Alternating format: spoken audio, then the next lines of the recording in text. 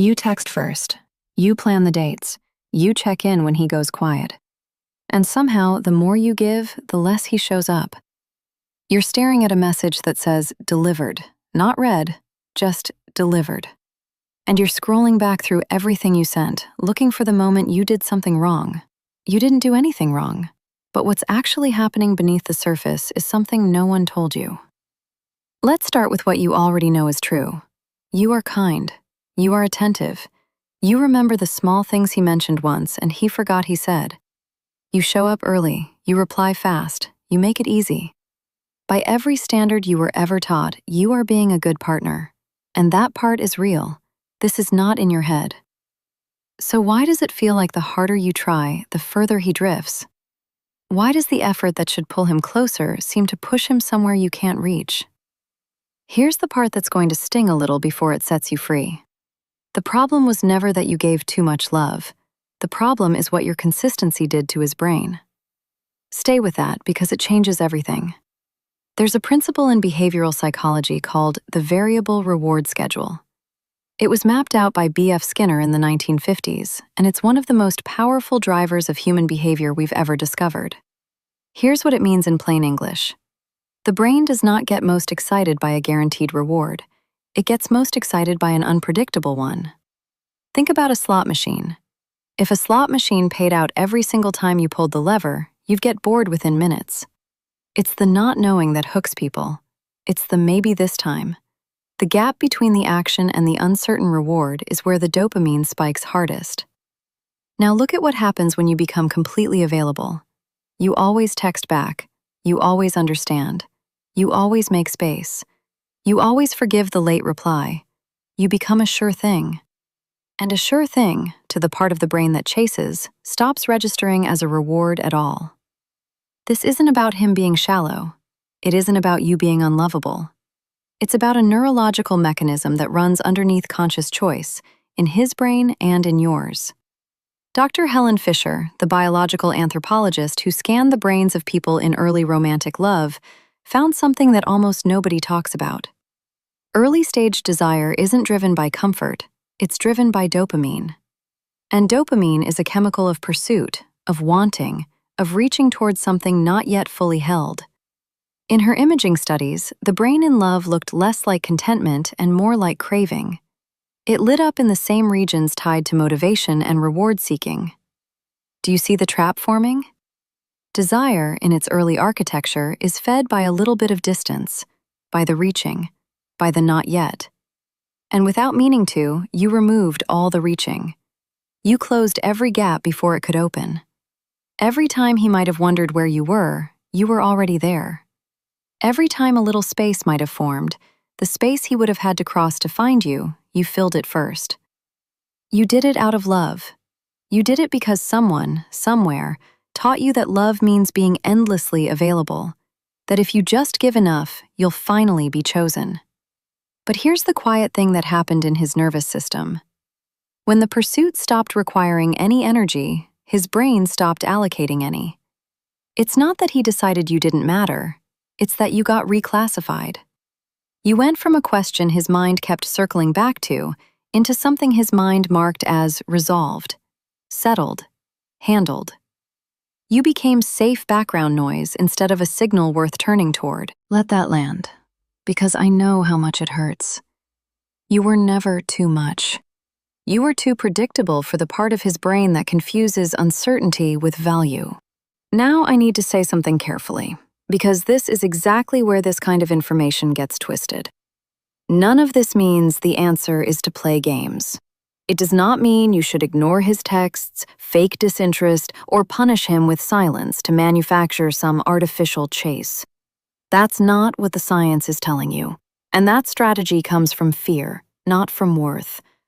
What the science is actually telling you is much gentler and much more important.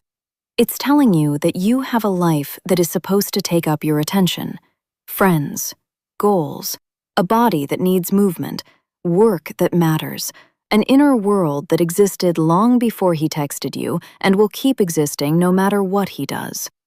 The variable reward schedule isn't something you perform, It's something that happens naturally when you are a full human being who is not orbiting one person's responses.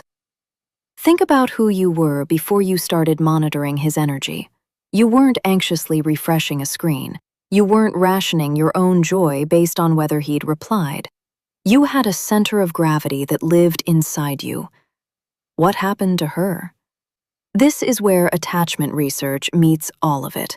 Dr. Amir Levine, who wrote about attachment patterns in adult relationships, describes how people with an anxious attachment style tend to do exactly what you've been doing. They protest the distance by closing it. They chase the reassurance. They give more and more, hoping the giving will finally earn the security they're aching for. And the cruel irony is that the very behavior meant to create closeness is often the thing that erodes the dynamic. Because overgiving isn't generosity when it comes from fear, it's a bid for safety dressed up as love. I want you to feel the relief in this, not the blame. You are not broken. You are not too needy, too intense, too much. You were running a strategy that your nervous system learned a long time ago, probably in a place where love felt like something you had to secure by working harder than everyone else in the room. But love that you have to constantly earn isn't love. It's an audition that never ends. So what actually changes the pattern? Not manipulation, self-restoration. You stop pouring yourself until the gap, and you let the gap exist, not to punish him, to return to yourself. You let his text sit while you finish the thing you were doing, not as a tactic, but because the thing you were doing actually matters. You stop being the only one reaching across the table. And something interesting happens in that space. A relationship where one person does all the pursuing was never going to show you the truth anyway. When you stop closing every gap, you finally get to see whether he steps forward to close it himself. You get information. Real information, instead of the fantasy you've been maintaining single-handedly. If he steps toward you, the dynamic rebalances, and his brain re-engages with something it actually has to participate in.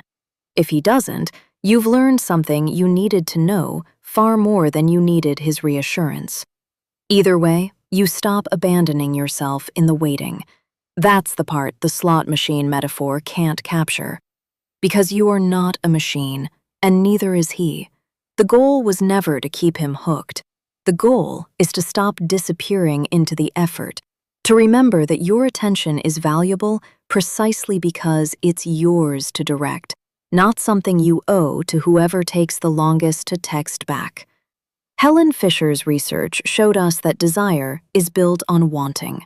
Skinner showed us that wanting thrives on a little uncertainty, but the deepest truth underneath both is the one nobody puts on a slide.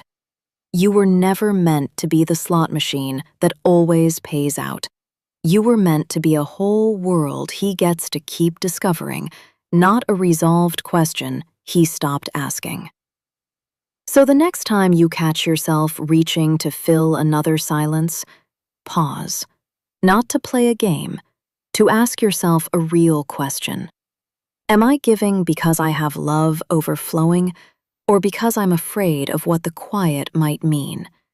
That answer will tell you everything. You text first, you plan the dates, you check in when he goes quiet. But now you understand the difference between loving someone and disappearing into them, and you finally know the silence was never proof that you gave too much. It was an invitation to come home to yourself.